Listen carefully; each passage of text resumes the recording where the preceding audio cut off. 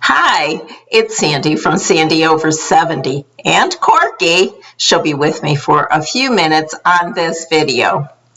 Well, it's been a little over a year that I've been at my retirement community. It's a continuing care retirement community, also known as a CCRC. My particular type is life care, which means we have access to all levels of care, from independent living to assisted living to skilled nursing, if and when we need it. During the first year, most of us residents are kind of starry-eyed and excited to be here, and we're adjusting to a new lifestyle and just kind of really amazed at this new life that we are entering. However, at this point, I thought it might be interesting to share with you 11 things that have surprised me that I didn't really expect. These are not in any particular order, but let me talk about number one being friendly. Oh my goodness, I was just amazed at how friendly and welcoming the other residents were to us when we moved in. We were invited to dinner countless times during that first 3 months. It seemed like everybody wanted to meet us, and that really felt good. Of course, I got totally confused and I couldn't remember anyone's name, but the fact of the matter was we did feel welcome. The second thing that really surprised me was the high level of education among the residents. I was astonished at the number of PhDs, medical doctors, and lawyers, and other highly educated people who live here. It has to be much higher than the normal retirement community. And I have a master's degree, but I mean, most of the people had more education than me. However, it just makes it so interesting to talk to people, such a variety of backgrounds and experiences. So I really like that. Number three is how the people living in apartments seem to take care of each other. Now, we do not live in an apartment. We live in a villa or a little house. It's connected to another little house via the garage wall.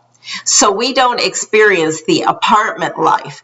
But I noticed that the people in the apartments really get to know each other and have welcome events for each other. Most of the buildings, and there's 3 buildings, most of them have monthly get-togethers, and I really kind of envy that. However, when I do think it over, I realize that I really like my house better because of the privacy, our own land, and our garage, and it's really beautiful. Number 4 is our maintenance department. Now, I knew that they were going to take care of things, but I never dreamed it would be so promptly and so well done.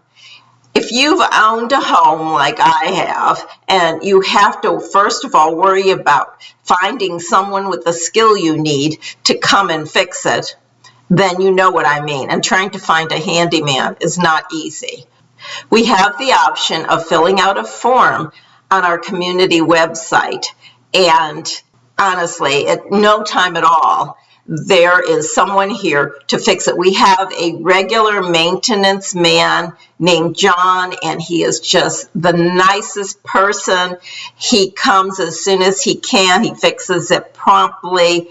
It's just amazing. For instance, I never thought that they would replace the water filters on your refrigerator, but they do, and they replace light bulbs that you need to climb on a chair or ladder to replace. That means all of the stuff on the ceiling they take care of. We, of course, take care of the light bulbs in our lamps. And it's just been amazing, and I didn't expect that. I noticed 2 of my shrubs at the front of my house had died over the winter. I put in a work order to the landscaping group, and we went on vacation for a week. And when we came back, the dead shrubs had been removed and new ones were in their place. So I love that. And I didn't expect it to be so prompt.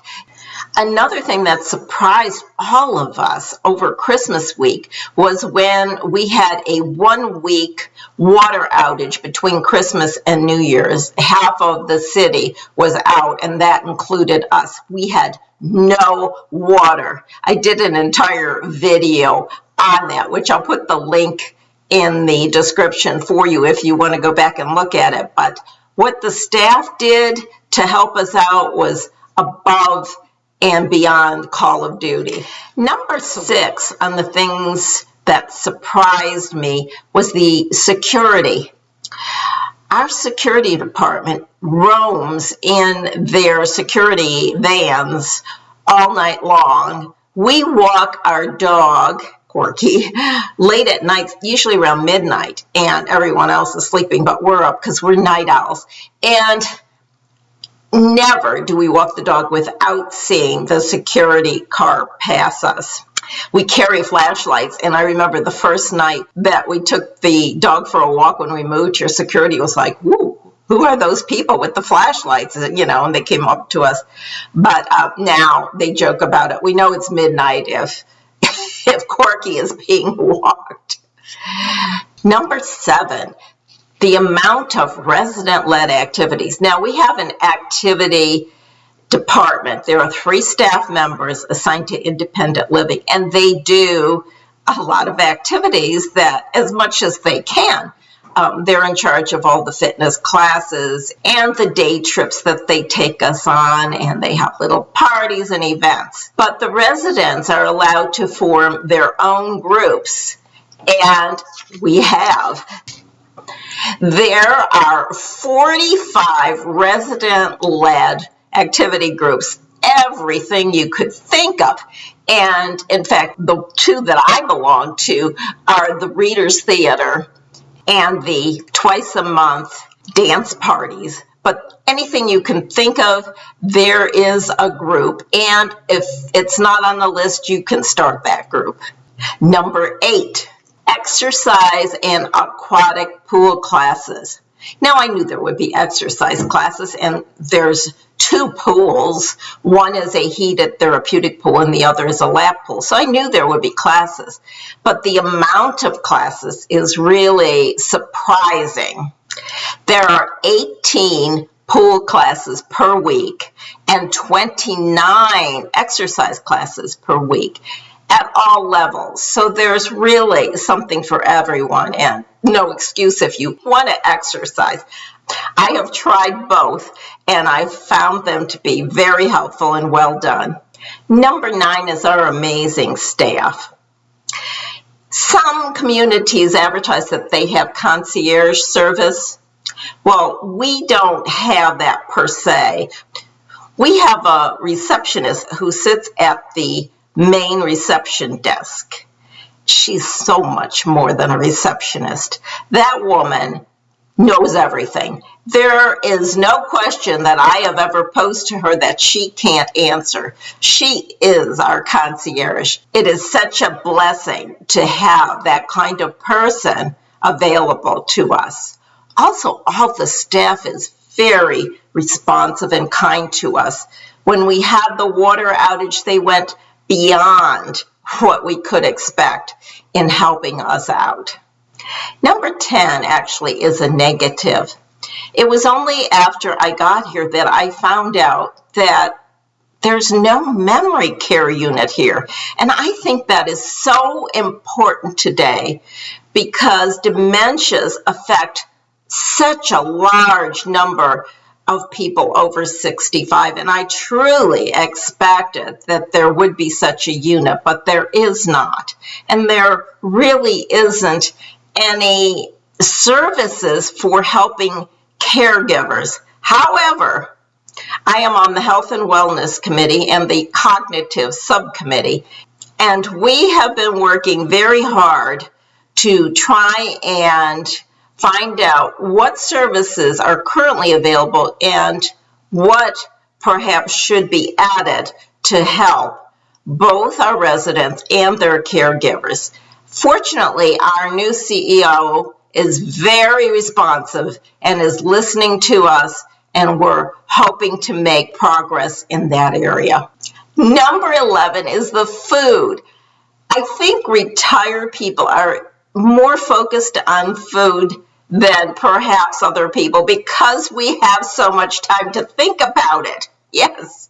And it's such a big part of our day. We are entitled to one meal a day. You can take it at lunchtime or you can take it in the evening, but it is a social event for us.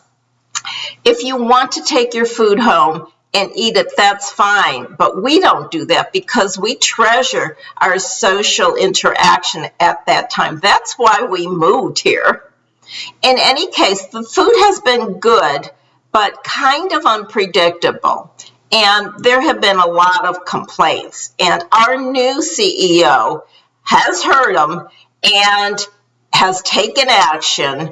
And in one more day, on July 1st, a new contracted outside company will be taking over food service here at our community, and they have big plans. It won't happen all at once, but we're very excited, and I'll let you know how that all works out. Corky and I want to thank you for watching and wish you a great day.